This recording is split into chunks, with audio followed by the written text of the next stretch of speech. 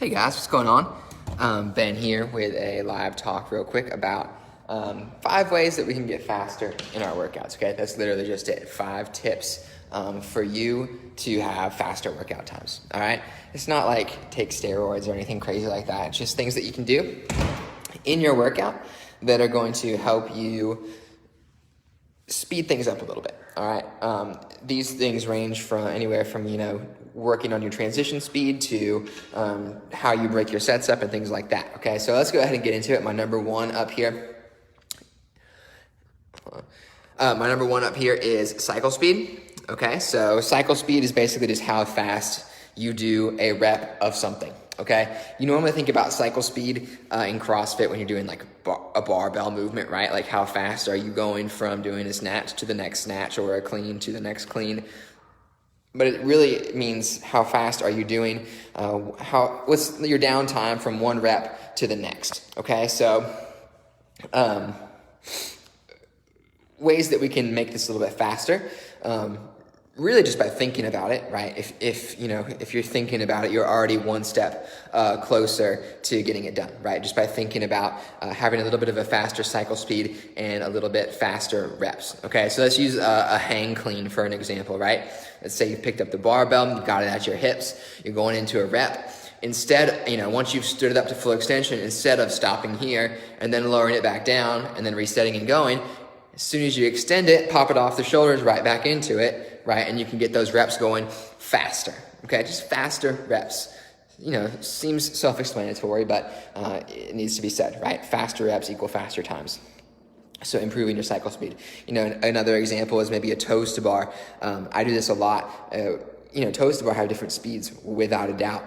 You can kind of do a big, long swing back and then swing through, and it kind of gets not lazy, but more, bigger kip, slower speed, more time in between reps, okay? Or you can stay really, really tight in your core and get those toes to bar a lot faster, okay? So it's just some examples there of ways that you can improve your cycle speed with different movements, okay? Number 2, this is one that if you come into my classes a lot, then, I preach this a ton, going from bigger sets to smaller sets, okay? Whenever you're doing a CrossFit workout, people think like, I've got 20 reps, I'm gonna do 10 and 10. I really don't think that that's the best way for you to go fast. The reason why is because it can be kind of demoralizing to do a set of 10 and that it tires you out, and then to go right back into having to do another set of 10, okay? My recommendation would be to hang on for just a little bit longer, do a set of maybe 12, 13, or 14, and then you've only got to do 8, 7, or 6 more to finish out. So start with a bigger set and then go to a smaller set from there. Okay, so bigger to smaller sets. It's going to help, if you've only got 6 reps to do, you're a lot more likely to hop up there and pump them out than if you've got 10 more reps to do. You're going to take a little bit of a longer break, which is fine. You might need that longer break. But if you want to get a faster workout time, maybe start with a bigger set right out of the gate and then finish it out with those smaller sets, because you're a lot more likely to hop back on it and keep going.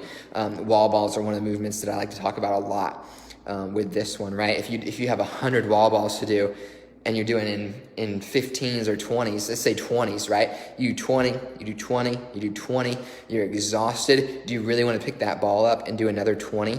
No, you're going to walk around, you're going to breathe, you're going to feel sorry for yourself. But if you do 50, right, and then you can go 15, or maybe you go 50 and 20 when you're still feeling motivated, then you got 30 left. You can go 10, 10, 10, you can go 10, 10, 5, 5. But when you're doing those smaller sets, you're a lot more motivated to pick it up and go, because you're going to be done quickly. Okay, so bigger sets to smaller sets is my second option for you there. Number 3, and I have a question mark by this one, unbroken. All right, unbroken. So this is another option that has to do with your sets and the size of your sets in your movements, and that's really what CrossFit workouts come down to, right? How fast can you knock out whatever set you got to do? So the question is, should you go unbroken? And you know what? Well, no, we'll go back to it in a second. Should you go unbroken? Okay. My recommendation and my thought on that is yes, you should. If you can go unbroken on something, even if it's going to leave you a little bit more tired, you should absolutely do it. 40 wall balls, you can do that unbroken, do it, okay? 20 hang power cleans, Unbroken, you think you can do that? Go for it. Do it unbroken. 30 pull-ups. Can you do that unbroken? Great. Do it, okay? If you can do one of those bigger sets unbroken, doing something unbroken is so much faster than breaking it up, right? I mean, that's just the nature of how it is. Like, if it takes me 2 seconds to do a pull-up, right? I can do 15 pull-ups, rest for 15 seconds, and do 15 more pull-ups, and that's 45 seconds. Or I can do 30 pull-ups in 30 seconds, right? It's just faster, right? Or what did I say? What did I say? It takes 2 seconds. So it'd be a minute and 15 or a minute and 30 for my 30 pull-ups if I broke it at 15, or it'd be, 45 seconds to a minute. So almost twice as fast if I go unbroken, right? So if you can, I recommend it. And it's like we said, right? If you're being intentional with your cycle speed, being quick, and you're working on those sets, being quick in those transitions, then doing a big set unbroken and being just saying like, it's going to hurt, but I'm going to move right next to that thing, back to that thing. You're going to do better off going faster in your workouts, because this is why, if I do 30 pull-ups and my next movement was more pull-ups, then, I'm tired from pull-ups. It's going to be harder to go do pull-ups. But if I do 30 pull-ups and I am going to do air squats, my legs aren't as tired. I can go right into those air squats. I don't really need a rest coming off from one movement to another movement, okay?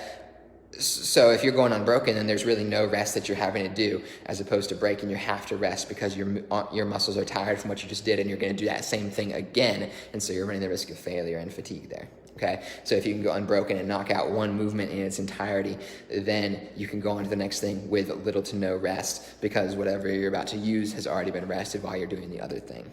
Make sense? I hope so. If it doesn't, oh well. Here's what I got for you for number 4, guys. Play. There we go. When you're doing a workout, odds are there's something in the workout that you're not that good at, and there's something in the workout that you are pretty good at.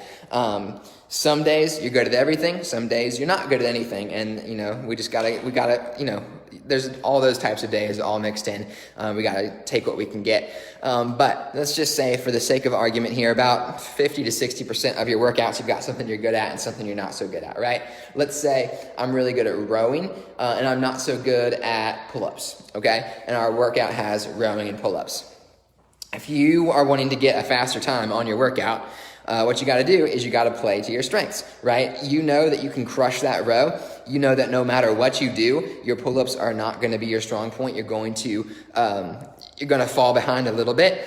So you really want to maximize the advantage that you're getting on the thing that you're good at. You're one of the best in the gym on that rower, right? So you're going to push the rower as hard as you can on that workout, and recognizing that your pull-ups are going to suffer a little bit, and that's okay, because they were going to anyway, right? There's nothing you can do about it. That's one of your weaknesses. So if you can really push the pace on that row, then you're going to be able to do damage control somewhat on the pull-ups, and then have a much faster time overall, because you just said, there's no reason for me to try to balance it out. I'm not good at pull-ups. I am good at rowing. I'll get good at pull-ups one day. I'm not saying ignore your weaknesses and never try to get good at them, but for the sake of a faster time in a workout, play to your strength.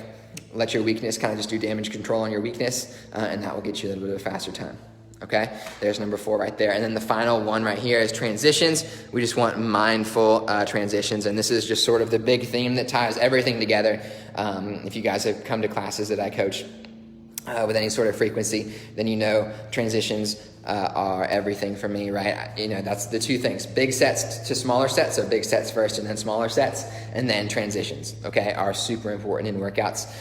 In every workout that you do, unless it is just a single modality monostructural workout like a 5K run or a 2K row, in every single workout that you do, there are transitions, okay? Every single workout that you do, there are transitions. You can't say that about a lot of workouts. You can't say that in every single workout that you do, there are toes to bar. In every single workout that you do, there's biking. No, but in every single workout that you do, with the exception of like a 5K run or a 2K row, which aren't things that we do that often, to be honest with you, there are transitions. So that is the one universal theme across all CrossFit workouts that you have. So getting good at transitions makes sense, right? if that's in every single CrossFit workout, getting good at transitions makes a lot of sense. So how do you do that? just, it's the word I wrote up there, right? Being mindful about it. Be mindful about your transitions in your workouts. It's not something like you can't say, oh man, I'm going to go do 20 transitions for time today, get really good at transitions. That's not really something you can do. It's more of a practice thing. It's more something you practice instead of train. So in your workouts, you've just got to be intentional and go into it with the mindset today. We're doing hang power cleans and a rowing. I'm not going to focus on either of those things. What I'm going to focus on today is my transition between the two, being fast, being intentional, getting into that rower, strapping in quickly, getting off the rower quickly, getting over to that bar, picking it right up. And eventually you just develop the skill of not only being able to push yourself through the transitions, but understanding how they work. So, the rower is a really good example. That thing can be hard to get into. You can lose 15, 20, 25, sometimes even 30 seconds if you're not being intentional with switching in and out of that rower. So that's a really good example in particular about transitions, but also the hang power cleans was our other movement we used in the example. Getting over to that bar, getting your feet set quickly, not having to fiddle around with where your grip is, but knowing right where it needs to go so you can get your hands on that bar, pick it up, and go. Right? So practicing transitions and practicing how you transition from each movement to any other movement in any given workout, it's a huge skill, right? It's a huge skill that you got to learn. It's not easy. It takes time. But if you can really get good at transitioning in workouts and not wasting time in between movements, I'm not saying you guys are time wasters in workouts, but that is a waste of time in workouts. Okay, so hope this was helpful, guys. I'm going to give you a quick rundown again. Number 1 is your cycle speed, so how fast you can actually do the movement itself. Number 2, bigger sets to smaller sets. Start big and go small. Number 3, should you go unbroken? My argument was yes, you should. It'll be faster in the long run. Number 4, play to your strengths. So focus on the movements that you're good at, really crush those and knock them out of the park, and then do damage control on your weaknesses. And then number 5, transitions equal mindful, right? Try to stay mindful of your transitions and just slowly work on developing that skill of transitioning between things in your workouts. Thanks for watching, guys. Hope this was helpful. Hope you guys are having a good day. I will see you, today's Thursday. I'll see you tomorrow, Friday, for our 9 o'clock workout. Have a great day, guys. See you soon.